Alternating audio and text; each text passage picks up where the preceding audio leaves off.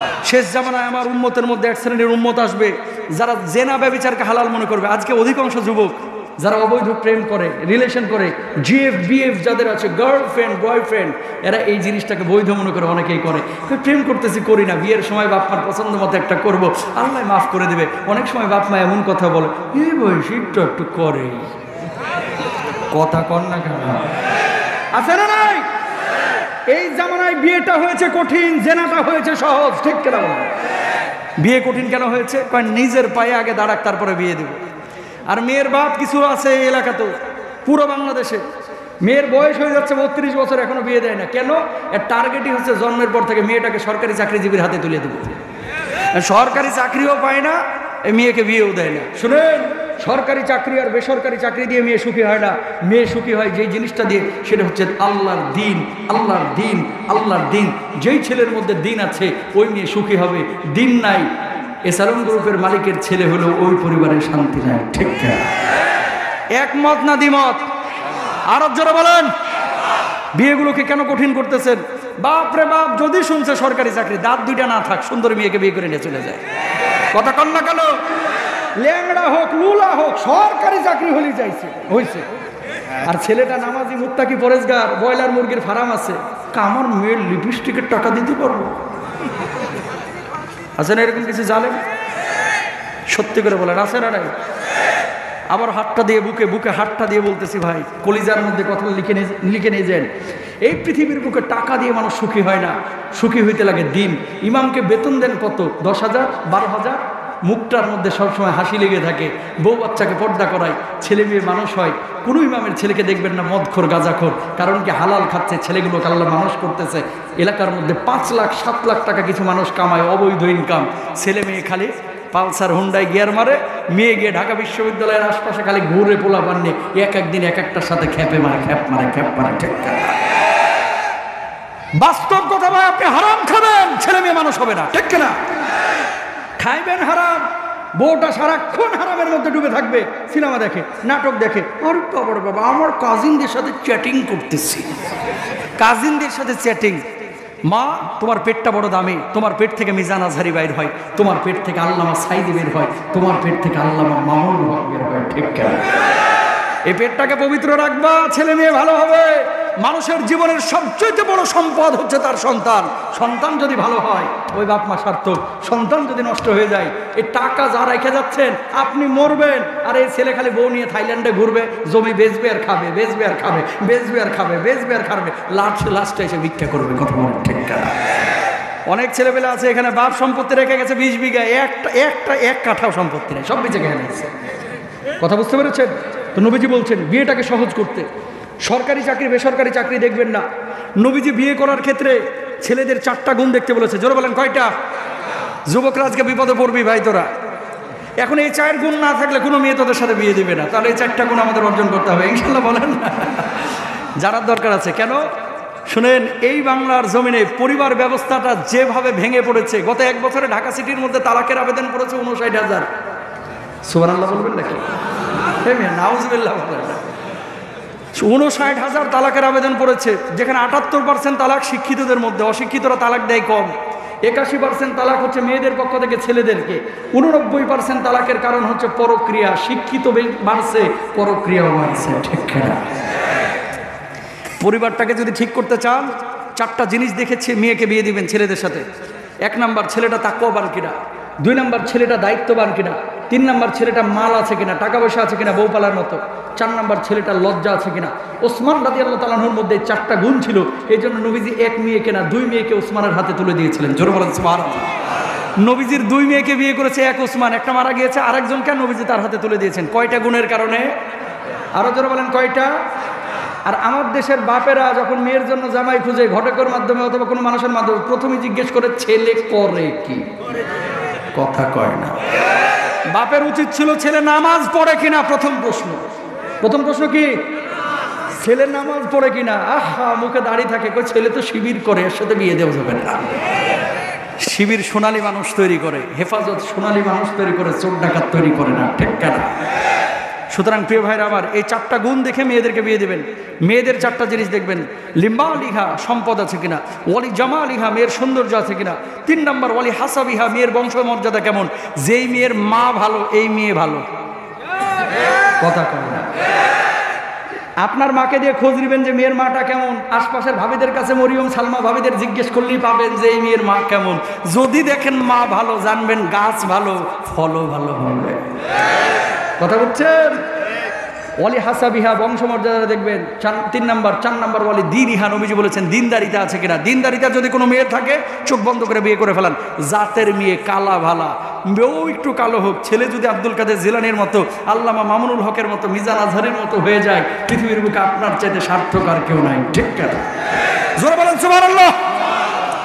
নবীজি বলছেন ইউসবিহুর রাজুলু মুমিনা ওয়া ইউমসি কাফিরা, সকালবেলায় মুমিন থাকবে, সন্ধ্যাবেলায় হয়ে যাবে কাফের, সন্ধ্যাবেলায় থাকবে মুমিন, সকালবেলায় হয়ে যাবে কাফের। এই জামানা চলতেছে, সেই জামানা। অনেকের ঈমান নাই, ও জানেও না যে ওর ঈমান নাই। ঠিক না? তাকান, নামাজ রোজা হজ যাকাত ফরজ আল্লাহ তাআলা কোরআনুল কারীমের মাধ্যমে আমাদেরকে জানাইছে। সে আল্লাহ কোরআনে বলল সুদ খাওয়া হারাম। হাজার হাজার না কোটি কোটি বাঙালি আছে যারা নামাজও পড়ে আবার সুদও খায়। অস্বীকার করতে পারবেন? তাহলে আপনি একদিকে নামাজ পড়ে একটা ফরজ মানলেন, তো সুদ যে বর্জন করে এটাও তো ফরজ, এটা মানলেন না কেন? ঘোরায় বেচায় বাঙালি জায়েজ করতে চায়, একটু একটু খাইলেও কিছু হয় না। সুদ লয়, ইন্টারেস্ট লয়, মুনাফা লয়, আছে না নাই? জোরে বলেন। ও প্রিয় ভাইরা আমার, এই বাংলার জমিনে মুসলমানদের ধর্মীয় আবেগ বেশি, ধর্মীয় জ্ঞান কম। এই ধর্মীয় জ্ঞান কম, এই জন্য মানুষ নামাজ রোজা হজ যাকাত 5-6টা মানুষ বিষয়কে ইসলাম মনে করে, অন্যান্য বিষয়গুলোকে ইসলাম মনে করে না। কোরআন যদি বাংলার জমিনে থাকতো, সুদ থাকতো না, ঘুষ থাকতো না, জেনা থাকতো না, চুরি থাকতো না। সবাই একমত না দ্বিমত? একমত তো? দুনিয়ার একটা উদাহরণ দিই। ইমাম বুখারী রাহিমাহুল্লাহর দেশ উজবেকিস্তান। আমার প্রোগ্রাম ছিল কিছুদিন আগে, গেলাম উজবেকিস্তানে।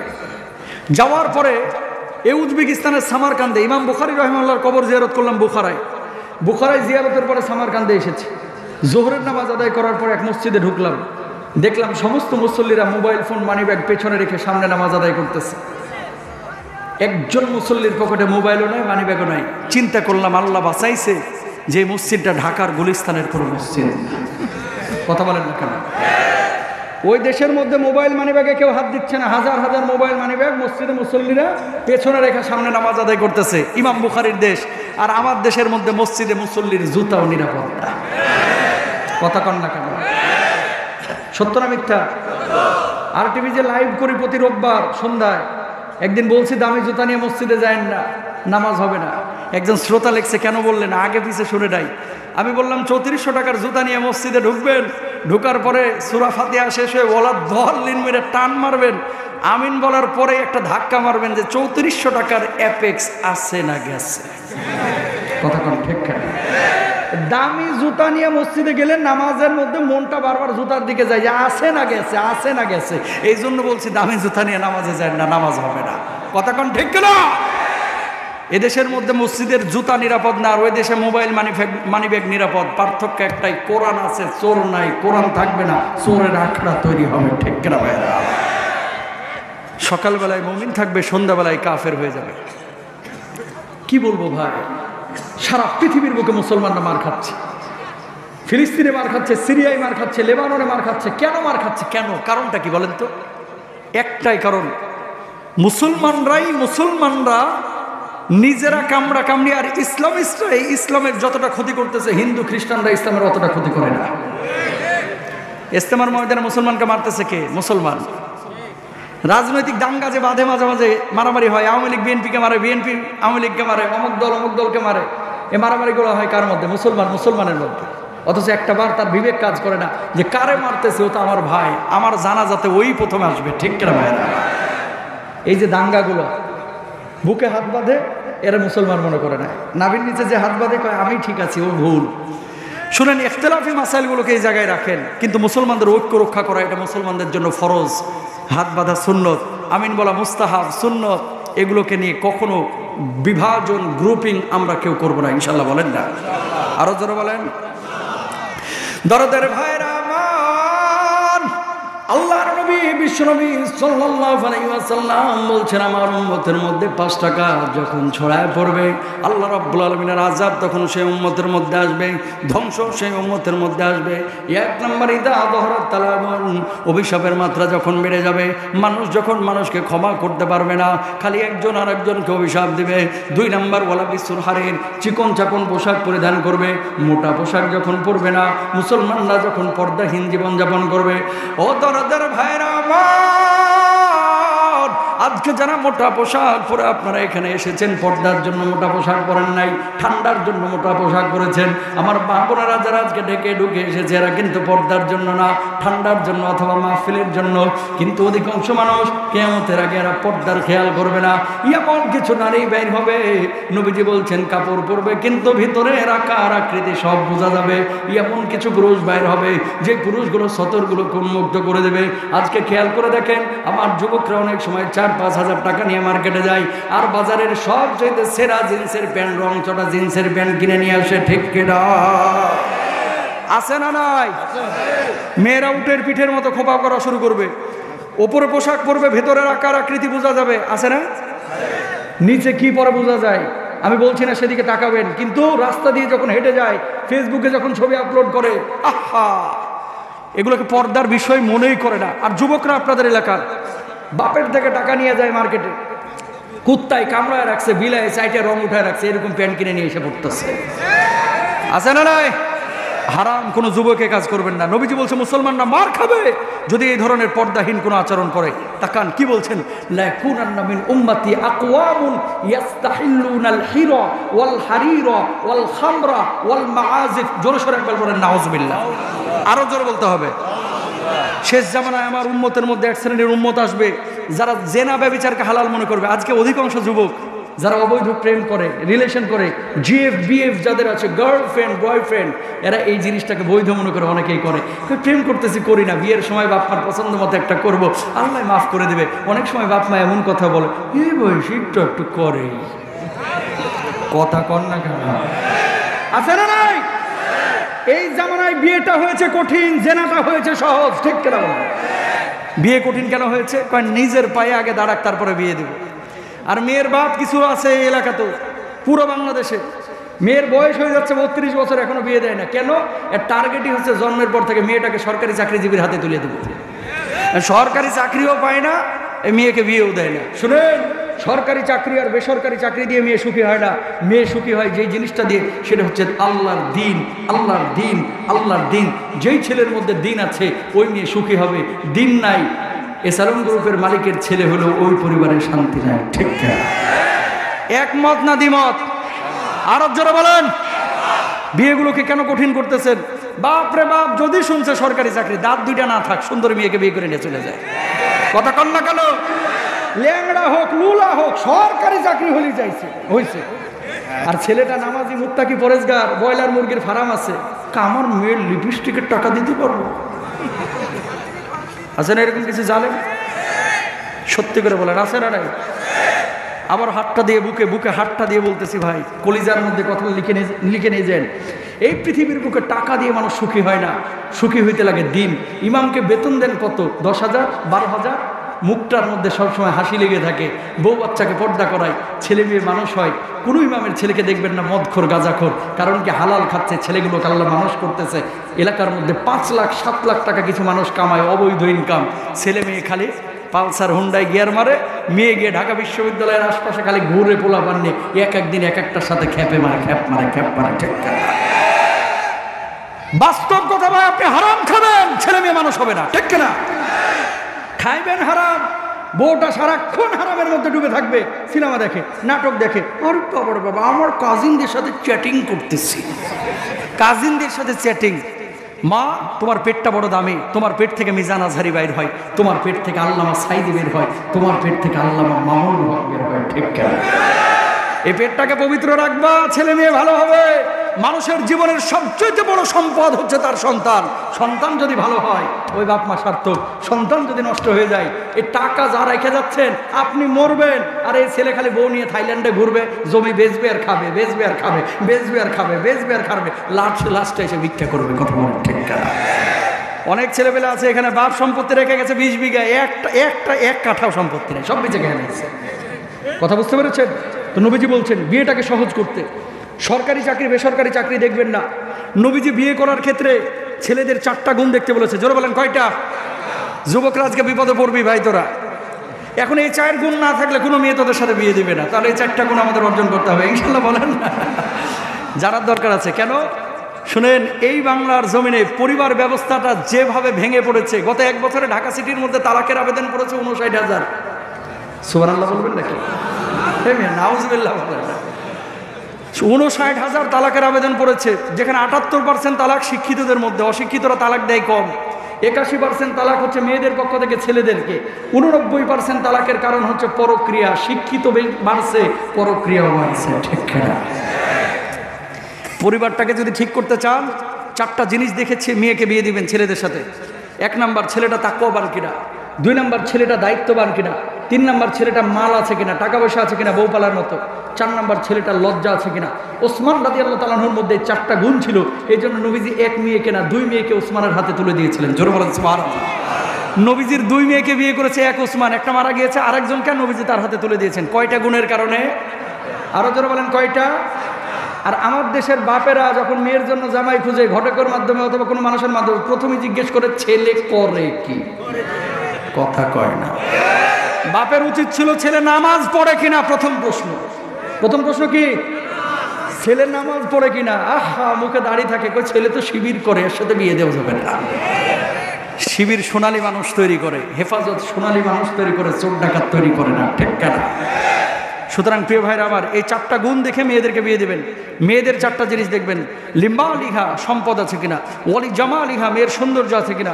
3 নাম্বার, ওয়ালি হাসাবিহা, মেয়ের বংশ মর্যাদা কেমন। যেই মেয়ের মা ভালো, এই মেয়ে ভালো। কথা কয় না।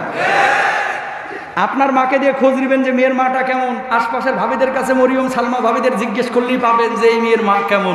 যদি দেখেন মা ভালো, জানবেন গাছ ভালো, ফলও ভালো হবে। কথা বলছেন? ওয়ালি হাসাবিহা, বংশমর্যাদা দেখবেন। 3 নাম্বার। 4 নাম্বার, ওয়ালি দীনিহা, নবীজি বলেছেন দিনদারিতা আছে কিনা। দিনদারিতা যদি কোনো মেয়ের থাকে, চোখ বন্ধ করে বিয়ে করে ফেলান। জাতের মেয়ে, কালা ভালা, মেয়েও একটু কালো হোক। ছেলে যদি আব্দুল কাদের জিলানীর মতো, আল্লামা মামুনুল হকের মতো, মিজান আজহারের মতো হয়ে যায়, পৃথিবীর বুকে আপনার চাইতে সার্থক আর কেউ নাই, ঠিক না? জোরে বলেন সুবহানাল্লাহ। তো 2 নাম্বার কারণ মুসলমান মার খাওয়ার, সেটা হচ্ছে জেনা ব্যভিচারকে মুসলমান হালাল মনে করতেছে। 3 নাম্বার, ও শারিবুল খুমুর, মদ। আচ্ছা, আমি একটু দ্রুত কথা বলতেছি সময় কমের কারণে, আপনারা আবার এটা অন্য ভাবে নিয়েন না, কথা বুঝলেই হয়েছে। হ্যাঁ, এত খাতির জমায় আলোচনার সময়টা আজকে নাই। অশারিবুল খুমুর, মদ পানের প্রবণতা বেড়ে যাবে, মদ পানের প্রবণতা। মুসলমান, আমার লেবানন সফর ছিল কিছুদিন আগে, ভাই বিশ্বাস করেন, মুসলিম দেশ, খ্রিস্টান অর্ধেক, মুসলমান অর্ধেক। স্পিকার, প্রধানমন্ত্রী মুসলমান, আরেক ধর্মীয় কিছু লিডার আছে খ্রিস্টান। ভাই টুপি পরে দাঁড়ায় মদ খাইতেছে। আমি বললাম, ভাই তুমি মদ খাও কেন, তুমি তো মুসলমান। আমার বলতেছে কোত্থেকে এসেছো। আমি বললাম বাংলাদেশ থেকে এসেছি। আজকে কী বার? আমি বললাম শনিবার। মদ যদি শনিবারে না খাই, সারা সপ্তাহটা শরীরটা মেজ করে। কি বলবো, মিডিল ইস্টে তো আপনারা অনেকে সফর করেছেন, আমি ভাই বহু দেশ সফর করি প্রতি বছর, ভাই হিসাব করে শেষ নাই। আল্লাহ তাআলা অনেক দেশ সফর করাইছে। আমি যে কথাটা বলতে চাচ্ছি, সারা মুসলিম বিশ্বে মদে সয়লাভ হয়ে গেছে ভাই, ডিউটি ফ্রি মদ চলতেছে। চাপ আপনি হাত বাড়াইলে যেমন আপনার দেশে পান, ওই দেশে হাত বাড়াইলে মদ পাওয়া যায়। মুসলমান মার খাবে না কেন? আপনার এলাকায় দেখেন অনেকে মদ পান করে, অনেকে ইয়াবা সেবন করে, বিড়ি সিগারেট অনেকেই খায়। গায়ে লেখা আছে ধূমপান মৃত্যু ঘটায়, ধূমপান স্বাস্থ্যের জন্য ক্ষতিকর। একমাত্র খাবার যার প্যাকেটে লেখা আছে খাইলে মরবি, তারপরেও পাবলিক খায়। কথা কন না?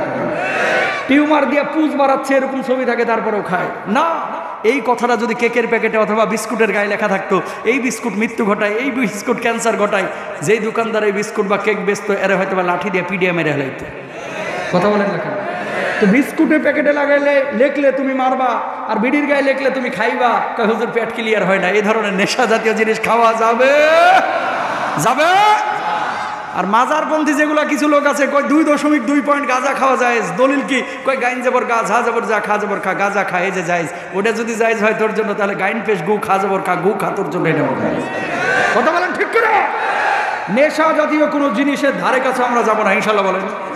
আর জোরে বলেন। মুরব্বীদেরকে বলবো এই যুবকরা এরা যদি চায় রাতারাতি নীলফামারীকে মাদক মুক্ত করে ফেলতে পারে। যুবকরা যদি চায়, যুবকরা তোমরা উদ্যোগী হও যে গোটা নীলফামারী সৈয়দপুরে আমরা মাদক রাখবো না, ইনশাল্লাহ বলো, আরো জোরে বলো, যৌতুক আমরা নিব না, ইনশাআল্লাহ। 3 নাম্বার গেল। 4 নাম্বার আল্লাহ রাসূল বলছেন ওয়াত্তাখাদুল কিয়ান, গায়ক গায়িকা নায়ক নায়িকারা নিজেদেরকে নেই, এদেরকে মানুষ আদর্শের মানদণ্ড মনে করবে। 5 নম্বর আল্লাহর নবী বলছেন ওয়াক্তাফার রিজালু বির রিজাল, নারীতে নারীতে আর পুরুষে পুরুষে সমকামিতায় নিমজ্জিত হবে। মুসলিম বিশ্ব তখন মার খাবে। জোরে সোরে বলেন নাউজুবিল্লাহ।